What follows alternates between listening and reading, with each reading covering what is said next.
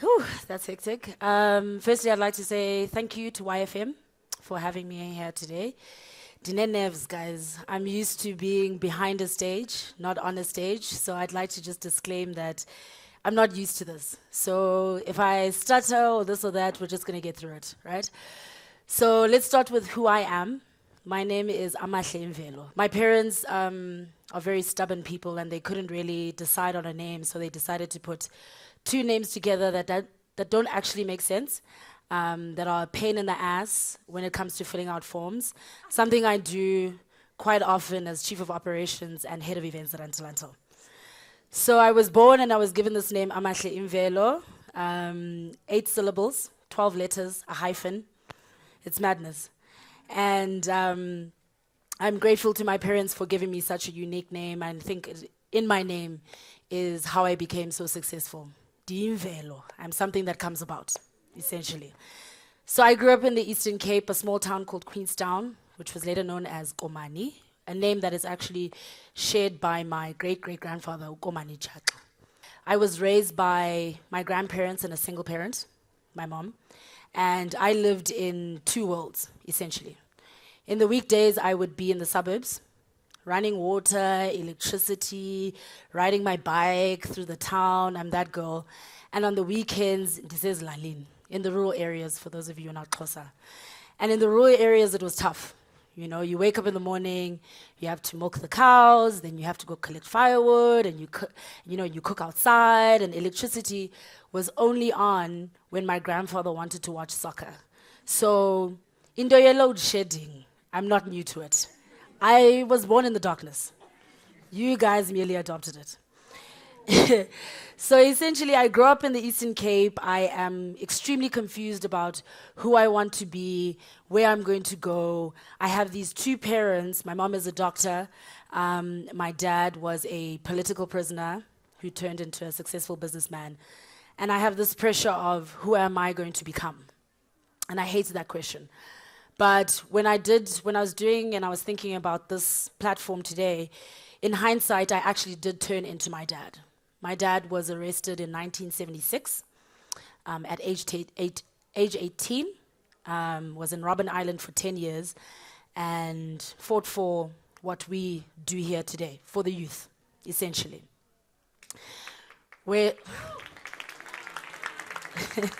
Thank you. So when my dad came out of prison, he was 28, and he made sure. He said, I'm going to catch up. And this guy was throwing the biggest and the best grooves in East London, Johannesburg. He was just hoying. At my dad's house, you could find anyone from politicians to actors to musicians, you know. And so it's no surprise that I became who I am today. I actually followed in my dad's footsteps, you know, and became this girl in events by chance. So now I've told you a little bit about where I come from and who I am, and now let's deep dive into Antelantil, which is also a mistake. It didn't happen because we intended it to, but I am very grateful for the fact that it did actually happen. The year is 2013.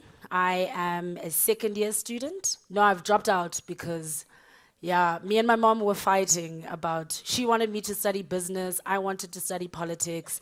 We just weren't allowing, but I dropped out, and so I'm sitting. My mom didn't allow me to come back to East London. She said, I don't care. You're going back to Johannesburg because that's where money is. You'll figure it out then. So it is a random Tuesday in 2013, 10 years ago, and we are bored. And we are bored because we are frustrated with just in general that no one had thought about doing a youth day event for the kids. We were frustrated by how all the events in Johannesburg basically had the same kind of look and feel. It's grass, it's a stage, there's nothing much to it. So we decide to throw this event, and we call this event High School Cool. And we realize that on the Friday, it's June 16th. So we're going to do this event called High School Cool. We're going to get people to come in school uniform, and we're going to charge them 50 Rand, I think. And yeah, we're going to do it. So in this week, we now have to prepare this event. We find sound for 2,000 rand. For 2,000 rand, the sound sucks. If I look back now, worst sound ever. We convince a parent to put us in their backyard and allow us to throw this party. We create a flyer, the worst flyer you've ever seen, and we start promoting it on Twitter. I'm going to come out and say that we were the pioneers of promo Twitter, guys. We were the pioneers. We asked our friends, to start posting about this thing. We were using memes of Jacob Zuma dancing to garner engagement. And basically, we're trying to sell this event. And this event is a success. We have 800 people. It is excellent. I won't even lie to you. It is one of my favorite things that we have done. And then we make the mistake that every entrepreneur makes. We don't reinvest in our business, right? So we make all this money, 24,000 rand, I still remember. We take that 24,000 rand, we go to the club. Blew it all. Not a cent was left behind. And so that's my first lesson to you guys today, is that with everything that you do in your businesses, you have to continuously reinvest in yourself. You have to reinvest in yourself so much so that something like a pandemic doesn't even shake you. You see it, you experience it, but you know you're going to continue. And that was the beginning of Antelantil. And if you've ever wondered where the name comes from, it comes from the fact that on the flyer it said, our party is going to start from 8 p.m. and it's going to go on until. And it really did. It really did. So now I'm going to get into a bit of a conversation of why we have continued to maintain the success that I think that we currently have. And it starts with the values that we have. And I'm going to speak on 3 values. The first value is trailblazing or innovation. When we first came into the market 10 years ago or so, like I said, no one was doing anything innovative. No one was doing anything different. No one was making people come to parties and dressed in themes or whatever the case may be. And I'm going to use Good Morning as an illustration of this innovation. Good Morning comes out of a problem. And until we believe that we are problem solvers first, and then we seek our profits secondary. So the problem that we had with Good Morning, it was 2020, we were in the thick of COVID-19, and we were basically stagnant. The restrictions say that we cannot do the events that we want to do. So the solve is to make an event within the problem. And so we decided, we put our heads together, we said, okay, cool, let's do an event. Now that they've opened it up a little bit, let's do an event. We'll do it outside. So we chose Constitutional Hill because we don't want to be a super spreader. We'll get live acts to be our entertainment, because everyone was moving with the DJs. We know with the Instagram lives and TV shows, everyone was aligned with the DJs, but no one really cared about what was happening with live music artists, because they were a bigger problem. They come with bands, they come with this, they come with that. So we said, okay, cool, we'll focus on live musicians. We'll do the event from 10 a.m. until 6 p.m., which gives us enough time, our suppliers, you guys, enough time to get home before curfew. Do you guys remember? We used to have curfew as adults. We'll do it before curfew, and we'll keep it simple and stupid. We'll call the party Good Morning because it happens in the morning. And so that's how Good Morning was born. And there's nothing innovative or trailblazing about a live music concert. But there is something trailblazing and innovative about a brunch concert because no one else had done it. And so that's one of the most important values we have at Antelantil, is to differentiate ourselves from everyone else. The second value is to be youth-orientated at all times, right? YFM is the same. Homecoming is the same. We focus on the youth because youth, they hold the power. They are the future generation. So when I talk about being youth-orientated, we found ourselves within another problem. I told you guys that Antelantil has been around for 10 years. When we first started, I was 20. I'm turning 30 this year. I'm old. My bones are tired. The hangovers are lasting longer. I cannot. I cannot anymore. I don't even want to throw an event if there is no seating. But that doesn't mean that I shouldn't cater to the youth, because they still have the bones to carry, to stand by the bar, as I did in my 20s. So we have this problem now that we're getting older. So how do we solve this issue? Through our employment strategy. No one at Antelantil that we have hired is born before 1998. We have decided that we are no longer the curators of youth culture. We understand that we're getting old. So we pass the baton on to someone else who's now going to carry on our legacy. So that's the second value that we have. That even though we're getting older, we're wise enough to realize that we don't have the control anymore. There's new trends, there's a whole new generation, there's new sounds. The Gen Zs in my office drive me insane. The way they sign off their emails, it's not just a TikTok trend, guys.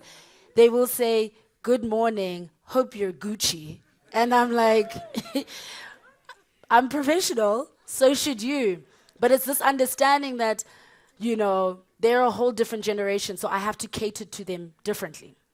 So that's the second value we have at Antelantil. The third value we have at Antelantil is inclusivity. And I think that's the most important value of all. And I'll use Bacardi Holiday Club as a case study. We had identified 2 problems with Bacardi Holiday Club. The first was that black people were not attending camping festivals. The second was that they weren't attending these camping festivals because they couldn't afford to attend these camping festivals. We're talking about food, transportation, drinks, camping, all of this stuff. And the reality is that even though we like to believe that South Africa is in the future, it's not. Most of our people are unemployed. So we had to find a way to cater to those people because we still want to continue to give experiences. So against all of our better judgment, let us do an all-inclusive festival.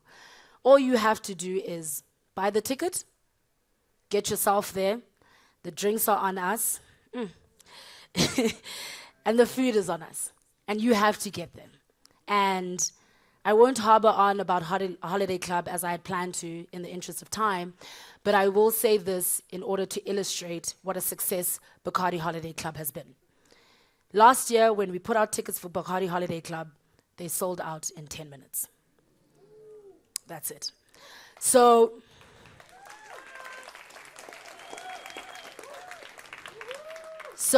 that just illustrates that how we depend on inclusivity as a value of ours is the proof is in the pudding, essentially.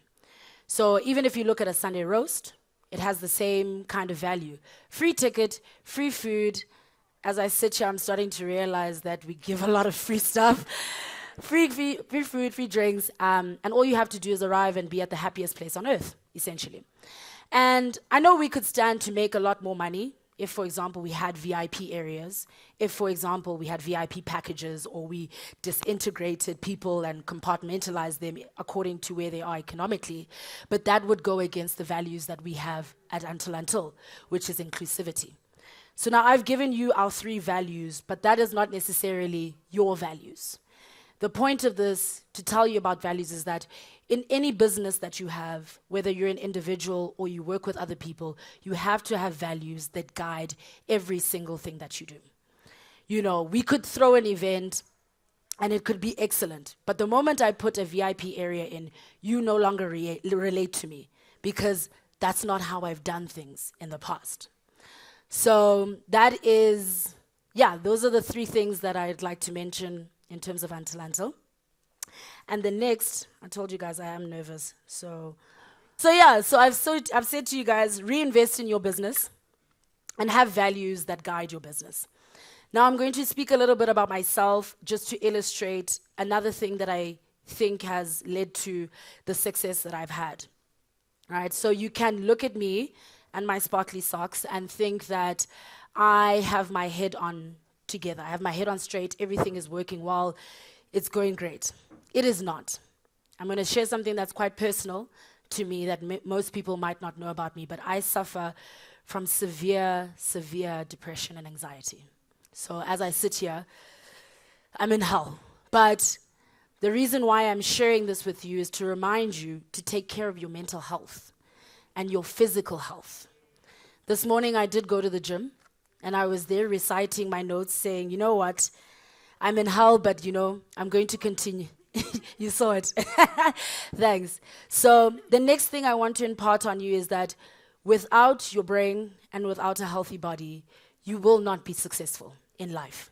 It is impossible. Whether you're doing events, whether you're a content creator, whatever it is that you might be doing, you will see hell if you don't take care of yourself. And for me, it is not without, my friends who are also my business partners that I wouldn't be standing here today. I have the luxury, and I'm grateful for it, of having good friends and the ability to seek help in the sense of therapy to help me in this way. All right? So we're down now, but let's come back up a little bit. Let's speak about a highlight. Let's speak about a highlight in my life. And this highlight is going to illustrate to you the idea that you should never give up. All right? So, like I said, on the outside looking in, it looks great, it looks good. But one of the proudest moments in my life is my degree in politics, philosophy, and economics. It took me 10 years. It took me the same amount of time to build Antelantil to get a 3-year degree. I failed economics 2601 5 times. I failed it 5 times. I failed it 5 times, and I remember this one time I was, I was writing. It was 2020 because I remember I was writing at home, and I'm writing and I'm crying, and then after the exam, I've convinced myself that I'm going to fail. This thing is done. There's no more. I call my friend Tulani, who's also my business partner, and I say to him, you know what? It's been a great run. I've tried this varsity thing. I'm not going to make my grandparents happy. I'm not going to make my mom happy, but at least I have a business. They call me about 2 minutes later, him and Tandile, my CEO, and they call me, they say, you're not giving up. We don't care if you're doing it a 6th time. We don't care if you're doing it a 7th time. You're not giving up. You have to finish school. I passed that exam, that one I was crying about. I actually had passed it. And I went on to then graduate in a BA of politics, philosophy, and economics. I am opening my political party. Give me 10 years. Give me 10 years. I'm only doing this so that I don't, I need to make money so that I don't get tempted by state funds. Do you know what I mean? So that corruption and bambi. But the lesson here is that, I don't know anyone who's gone through 10 years of trying to do the same thing, of trying to do a degree. And I also think another point I'd like to add here is that life is so hard. It is so hard that the least you can do is have good people around you who carry you. And, when you're down and out, they bring you up. And those are my business partners. We are friends. We are also business partners. And I don't want to sit here and give you the illusion that, everything is hunky-dory, because if you've met any of us, we're extremely passionate people. So when we fight hard, and sometimes we fight ugly. When we work hard. When we play, if any of you follow me on Instagram, we're taking it to the top. We're grooving. But the only reason that me and my business partners have had 10 years of success is because we've had an insane amount of respect, not only for each other, but for you guys. And it's what has carried us and made us the Antelantil that we know today. Because if we didn't have respect for each other as human beings at the beginning, Antelantil would be dead. So with that, because wrapping up, with that, I would like to say that I stand before you, a graduate, a business owner, a restaurateur, the Royale 357 Jan Smuts. I was going to get into that, but I unfortunately don't have time. But a restaurateur, a friend, a sister, a very complicated human being, but relentless in my pursuit of greatness. You know, we've had the ability to work with everyone from Opikopi to Homecoming to Rage Festival. We've worked with Beef Eater, you know, to Durex recently. I've helped uplift people like Mandisa Durban Gogo, giving her first gigs when she first started and watching her now, which is watching her take over the world. And I just want to remind you, one, that you have to give back to your own community. The second, I want to use the voice of the voice. There was a boy who was in our company who sadly passed away, Ukanya Hadebe. And we had the biggest vision for him, and unfortunately his life was cut short. And he always used to say, show gratitude at all times. I forgot what the rest was.